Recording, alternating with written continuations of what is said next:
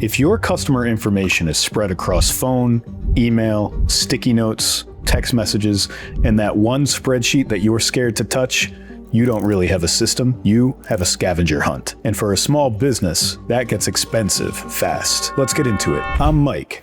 I help small businesses clean up messy customer info, tools, spreadsheets, and workflows without making things more complicated than they need to be. Sometimes the answer is a CRM. A lot of the time, it starts with something much simpler. Point 1.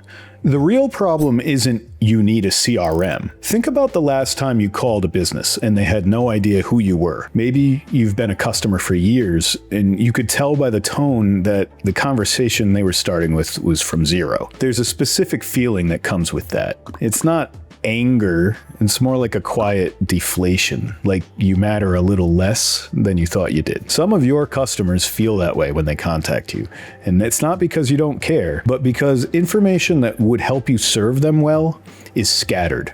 And things slip. A callback didn't happen. A detail got lost. And most customers won't say anything, but they may quietly take their business somewhere else. Here's a common situation. Customer names are in one place, job details somewhere else. Important conversations you've had with the customers live in texts, emails, Facebook messages, and your memory. And without realizing it, you've become the system. Everything runs through you personally, which means when you're unavailable, on a job, on vacation, dealing with a health situation, nothing works without you. So to fix it, before you pick any tool, you need to answer a simple question. What information actually matters for your business and where does it live right now? That's where the rest of this video is going to go, and that's what this video is about. And speaking of which, if you're still tracking customers in your notebook, your email inbox, or a spreadsheet that's gotten out of control, or all three, I put together a free customer tracker that you can copy and use today. It's already set up with the right columns. I created it for both Google Sheets and Excel. You can find the link in the description.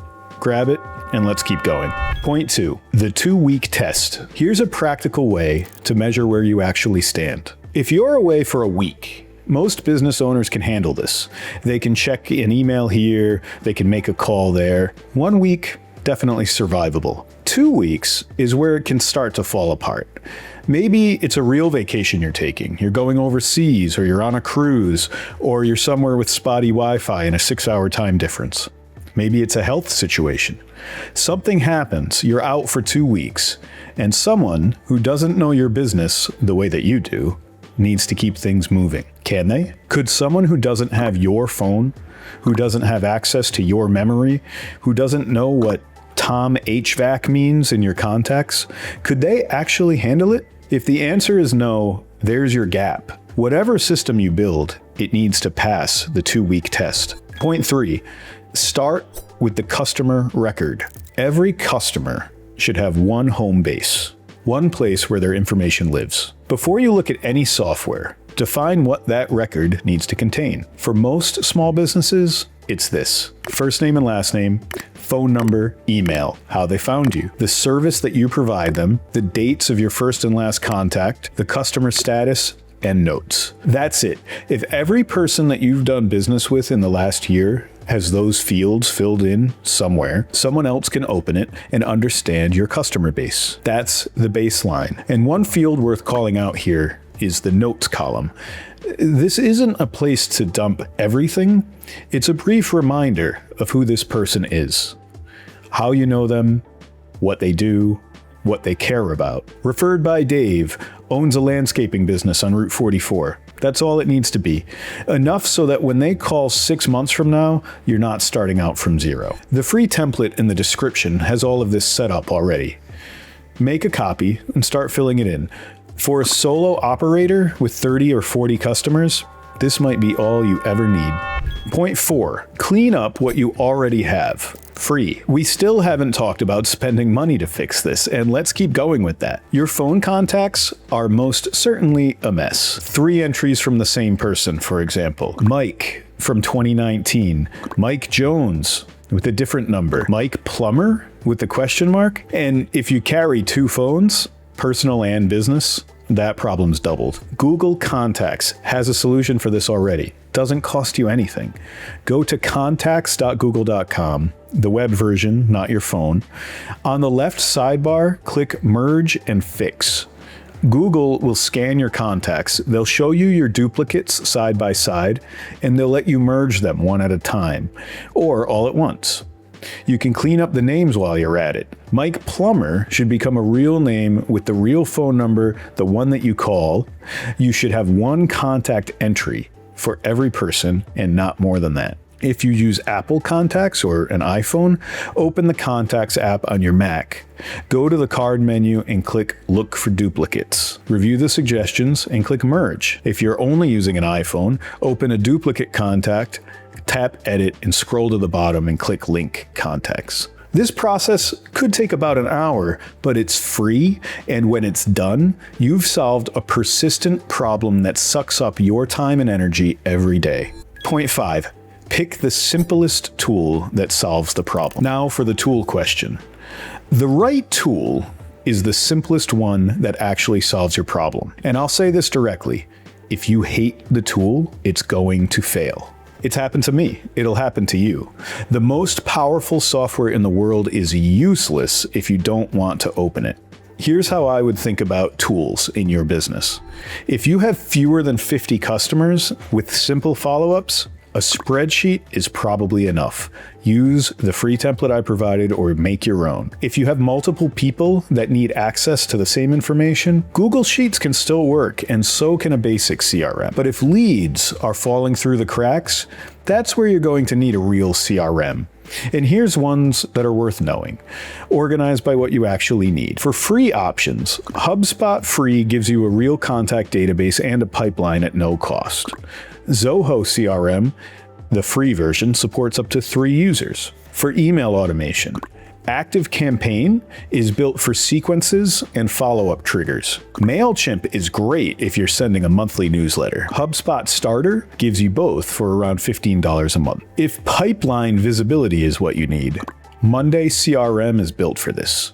It's visual, it's easy for multiple people without much training. Pipedrive is great if you want a clear sales pipeline, and Brevo is a good lower cost alternative. For solo providers who also need proposals and invoicing, Bonsai, that's what I use for my own business. It has contracts, invoices, time tracking, and client management in one place. It's built specifically for independent service providers. And if reminders are the main issue, sometimes the answer is a calendar or scheduling tool, not a CRM at all. Calendly and cal.com both handle appointment booking and reminders without any of the overhead of a full contact management system. And a quick note on QuickBooks. A lot of owners already have names in QuickBooks because that's where their invoices live. It's a starting point, but it handles the money side, and you still need something for the relationship side. There's also a practical reason to keep them separate. Anyone that you give access to for customer communication doesn't necessarily need to see your financials. Those are two different conversations. And last, I'll mention Salesforce. It's one of the largest software companies in the world. In fact, their stock ticker is CRM. It's a great software, but it's built for enterprise. So if someone is pitching Salesforce to you and you're a business with fewer than 10 employees, ask a lot of questions first. It probably is not the right fit. I work most often with Monday CRM, ActiveCampaign, Bonsai, and just simple spreadsheets. Those cover most small business situations. But the right one depends on what's actually slowing you down. Point 6, keep it boring on purpose. Last thing, and this one matters more than people think. Don't over-customize. Don't add 47 columns that nobody is going to fill out. Don't spend a week automating a process that's still broken. Don't buy the most powerful tool because it feels more serious. And make sure whatever you pick works on all the devices that you own: a phone, a tablet, and a laptop. If you can use it only when you're at your desk, you won't use it. I'm a firm believer that fundamental business information should be controlled by you and not a third party. That's why I always suggest starting with a spreadsheet and only expand when the spreadsheet stops working. If you outgrow it, great. and you'll know what you need by then.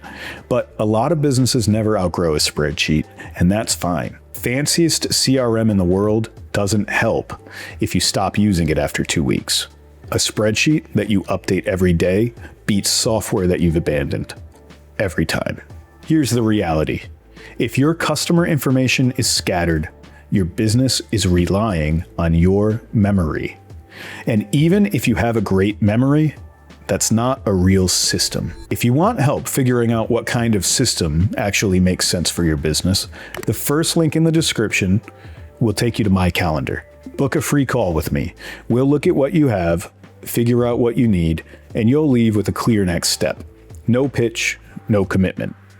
But even more importantly, you should now watch this video where I break down how I tested 100 AI tools and I identified the 5 best, and how local businesses can use AI without making things more complicated. I'm sure you'll find it helpful. See you there.